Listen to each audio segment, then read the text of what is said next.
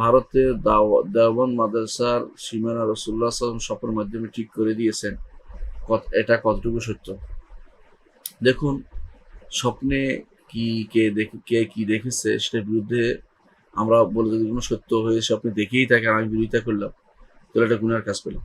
আর যদি সেটা না দেখে তাই কেউ বলে থাকে, সেটার জন্য সে দায়ী হবে।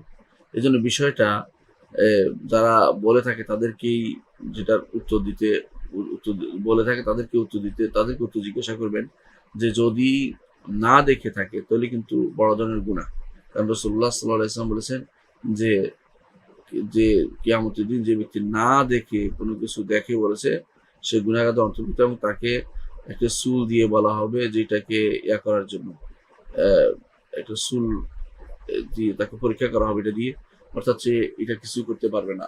তো এই জন্য যেটা বলছিলাম যে যেহেতু একটি মাদ্রাসার ব্যাপার এবং এই দেওবন্দ মাদ্রাসার ব্যাপারে তারা এটা বলে থাকে, যদি সত্য হয়ে থাকে আমরা মিথ্যা বলার কোনো অধিকার আমাদের নেই। অনেক সময় স্বপ্নে দেখতে পারে কেউ এটা হয়েছে ওইটা হয়েছে, রসুলকে দেখতে পারে, রসুল তাকে পরামর্শ দিতে পারে, এরকম কথাকে আমরা নেগেটিভলি না এনেই। দ্বিতীয়ত, যদি দেওয়াও থাকে, রসুল যদি কাউকে সেরকম পরামর্শ দিয়ে থাকে, এটা তার জন্য হুজ্জত, কারোর জন্য দলিল না, অর্থাৎ তিনি সেটাকে তার বুশরা ধরা যেতে পারে, যে সুসংবাদ, যে তার এটা গ্রহণযোগ্যতার প্রমাণ বা তাকে একটু পড়ানোর জন্য তাকে অনুমতি দেওয়া হচ্ছে, এটা হতে পারে।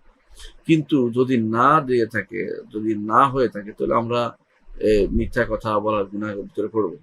আর যদি দিয়ে থাকে সেটাকেও বড় করে ফলাও করে প্রচার করে তার সব মানহাজ শুদ্ধ হতে হবে কিয়ামত পর্যন্ত, এমন কোনো দলিল দেওয়া যাবে না। কারণ তাদের মানহাজগত ত্রুটি অবশ্যই রয়ে গেছে, যা আমরা সবাই জানি যে মাতুরিদি মানহাজের আকীদা সেখানে পড়ানো হচ্ছে এবং সেখানকার মানহাজে তাআসসুব বা গোঁড়ামি শিক্ষা দেওয়া হচ্ছে।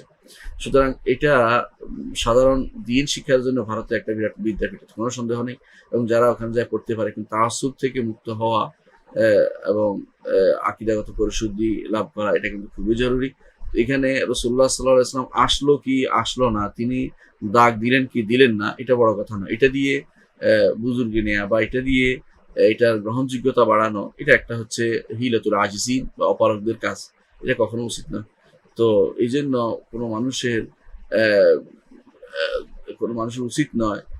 উচিত নয় যে এই জাতীয় কথা প্রচার করা, কোনো কিছু স্বপ্ন দিয়ে প্রচার করে বেড়ানো, কোনো মাদ্রাসা মসজিদ বা প্রতিষ্ঠান যে আমার রসুল স্বপ্নে দেখেছি এটা করেছে, এটা দিয়ে দলিল দেওয়া উচিত নয়। এগুলো দলিলের জায়গা না।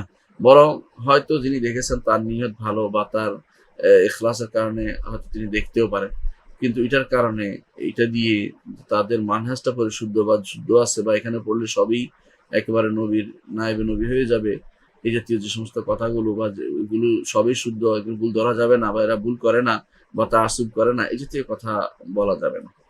যদি শুদ্ধ হয়ে থাকে এটা ব্যক্তির জন্য, আর যদি অশুদ্ধ হয়ে থাকে তাহলে মিথ্যা কথা বলছে, অর্থাৎ যে মিথ্যা দাবি করে থাকে, তাহলে মৃত্যু হিসেবে প্রমাণিত হবে। এবং কুল্লিফা ইউকাদা বাইনা শাহিদাতাইন, যেভাবে হাদিসে আসছে, দুটি চুলের মধ্যে তাকে গিয়ে দিতে বলা হবে, সে করতে পারবে না, সেরকম অবস্থা তাদের তৈরি হবে। সুতরাং আমরা আল্লাহকে ভয় করি এবং এটা দিয়ে কোনো কিছু প্রমাণ করার চেষ্টা না করি।